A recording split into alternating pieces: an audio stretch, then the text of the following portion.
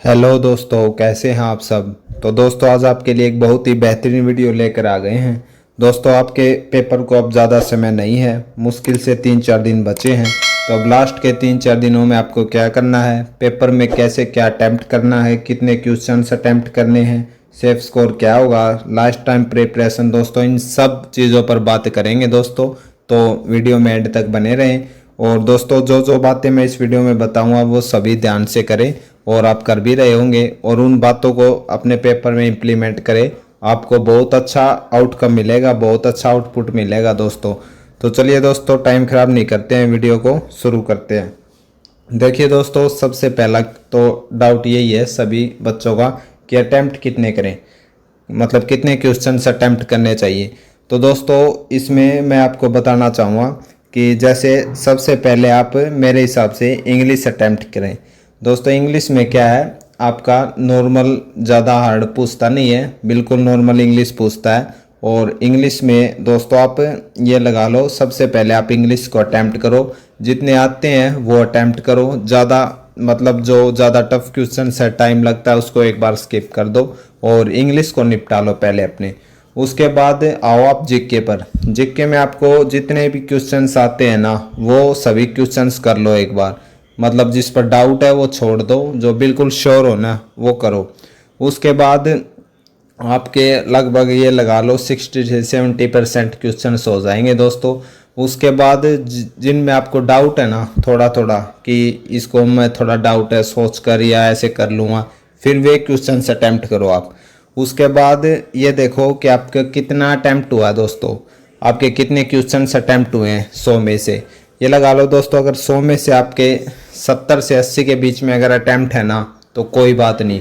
उसके बाद बिल्कुल मतलब जो ऐसा क्वेश्चन है जो आपको बिल्कुल भी नहीं आता, बिल्कुल आइडिया नहीं है, उसको तो कर दो स्किप। और जो थोड़ा थोड़ा जिसका आइडिया है ना कि हाँ इस क्वेश्चन को रिलेट कर सकता हूँ मैं, उस क्वेश्चन पर जाओ। 70 से 80 के बीच में अगर आपका अटैम्प्ट हुआ है करने के बाद, उसको 85 तक लेकर जाओ दोस्तों। और दोस्तों अगर आपका मतलब अटैम्प्ट ये लगा लो 60 के समथिंग अटैम्प्ट हुए हैं ना आपके, 60-65, तो दोस्तों मैं कहूँगा आप और अटैम्प्ट करो। अगर मतलब बिल्कुल जो क्वेश्चंस आपने बिल्कुल नहीं सुने उनका तुक्का, तो अगर फिर 60 ही अटैम्प्ट हो रहे हैं आपके, तो दोस्तों फिर मैं बोलूँगा उनका तुक्का लगाओ। तुक्का क्यों लगाओ दोस्तों वो भी आपको बताएंगे लास्ट में, नेगेटिव मार्किंग इम्पैक्ट इसमें बताएंगे दोस्तों। लेकिन मैं कहूँगा अगर आपका 50-60 के समथिंग अटैम्प्ट रहता है ना सारा पेपर में से निकलने के बाद एक बार, तो आप तुक्के लगाओ दोस्तों, ये बात बिल्कुल कन्फर्म है।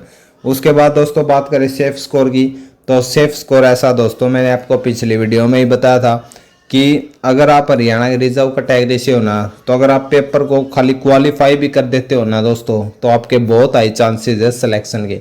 क्योंकि दोस्तों इसमें बहुत मतलब ऐसे ऐसे क्राइटेरिया मांग रखे हैं। एक तो जीएस में आपके 33% मार्क्स होने चाहिए, उसके बाद आपका इंग्लिश का पेपर चेक होगा, और इंग्लिश का पेपर चेक होने के बाद आपका टाइपिंग टेस्ट और एक्सेल वाला टेस्ट।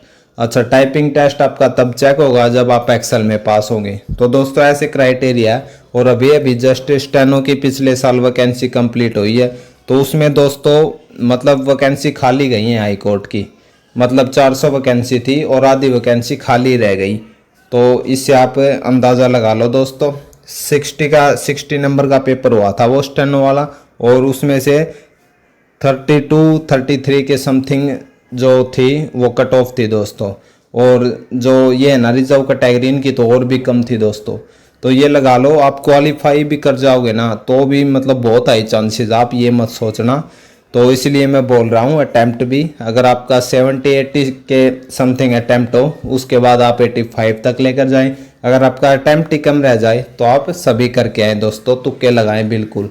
तुक्के का मतलब ये नहीं बिल्कुल ऐसे कुछ भी लगा दिया, थोड़ा थोड़ा आपने इतना मतलब तैयारी की है पढ़ा हुआ तो रिलेट हो जाते हैं क्वेश्चंस, तो उनको ऐसे ऐसे रिलेट करो और ऑप्शंस को एलिमिनेट करना सीखो दोस्तों कि ये नहीं, ये तो बिल्कुल नहीं हो सकता। ऐसे एलिमिनेट करोगे ना बिल्कुल अच्छे से हो जाएंगे। उसके बाद देखिए दोस्तों, क्वालिफाई मैं बोल रहा हूँ, पेपर को क्वालिफाई करना बहुत ज़रूरी है दोस्तों। नेगेटिव मार्किंग इम्पैक्ट मैंने बता दिया आपका दोस्तों, 4 की नेगेटिव मार्किंग है, 4 पर 1 गलत। तो आप एक बात सोचो दोस्तों, अगर आपने 5 क्वेश्चंस के तुक्के लगाए, तो इतनी खराब किस्मत तो एक बंदे की भी नहीं होती कि पांचों के पांचों गलत हो जाए। एक क्वेश्चन तो ठीक मिलेगा ही मिलेगा, इस बात की गारंटी है। तो अगर 5 में से एक भी ठीक हो गया तो आपने जो 5 तुक्के लगाए वे तो सारे हो गए, और ये मान लो अगर 2 ठीक हो गए, 3 ठीक हो गए, तो वे आपके मार्क्स हो गए दोस्तों एडिशनल, वे 2 नंबर 1 नंबर आपको मिलेगा। तो 4 की नेगेटिव मार्किंग दोस्तों हमेशा पॉजिटिव रिजल्ट देती है। ये चीज़ मैंने खुद अपने पेपर दिया है, मैंने और भी बहुत पेपर दिए, तो सब में मैंने दोस्तों आजमाई है, तो आप भी देखना दोस्तों। और सेकंड पेज दोस्तों फिर मैंने आपको बता दिया, इसमें एक्सेल होगा। एक्सेल मैंने दिया था, एक्सेल की आपको टेंशन लेने की ज़रूरत नहीं है। मेरा जो एक्सेल का था, मेरे उसमें पूरे में से पूरे नंबर आए दोस्तों।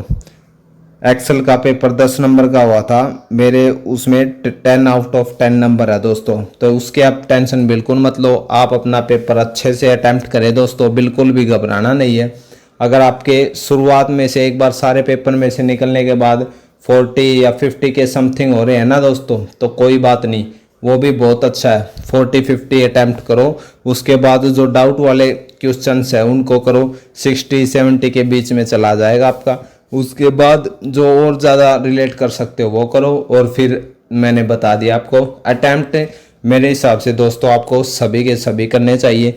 हालांकि जिनका 80-85 के समथिंग अटैम्प्ट हो रहे हैं ना बिना तुक्कों के, उसको फिर नहीं करने चाहिए, वो छोड़ सकता है। लेकिन मैंने बता दिया कब आपको तुक्के लगाने और तुक्के भी कैसे लगाने। और दोस्तों अपना पेपर अच्छे से देना, इतना कोई मुश्किल आएगा नहीं, वैकेंसी अच्छी है बिल्कुल, मतलब नॉर्मल लेवल का होता है ना, अच्छे लेवल का होता है, जो मतलब ऐसे नहीं कि कुछ भी पूछ लिया। हाई कोर्ट बहुत अच्छे पेपर लेता है दोस्तों, जो TCS पेपर बनाती है ना बहुत अच्छे पेपर कंडक्ट करती है, तो बिल्कुल भी टेंशन लेने की ज़रूरत नहीं है, बहुत अच्छा पेपर होगा, अच्छे से सभी चीज़ कंडक्ट होती है इसमें। हाई कोर्ट की भर्ती है दोस्तों, ना कुछ मतलब कुछ भी वो नहीं होता इसमें, सब कुछ फेयर होता है। तो आपने अब तक जो पढ़ा है बिल्कुल सही है दोस्तों, अब ज़्यादा बर्डन लेने की ज़रूरत नहीं है दिमाग में, जितना पढ़ा जो पढ़ा है बहुत अच्छा पढ़ा है दोस्तों। और बस अब अपनी लास्ट फेज है दोस्तों, अच्छे से अपना पेपर देख रहा है, लास्ट टाइम पे ज़्यादा बर्डन लेने की ज़रूरत नहीं है। कभी लास्ट के 3-4 दिन अभी कोई 10 घंटे पढ़ा नहीं, कुछ भी नहीं, बिल्कुल थोड़ा थोड़ा 1-1, 2-2 घंटे, 3-3 घंटे जो पढ़ा अब तक उसको रिवाइज करें, और माइंड को रिलैक्स रखें दोस्तों। इस टाइम माइंड रिलैक्स रखना बहुत ज़रूरी है। और दोस्तों कुछ ज़रूरी अपडेट होगी वो मैं बताता रहूँगा। तो चलिए मिलते हैं नेक्स्ट वीडियो में, तब तक के लिए धन्यवाद।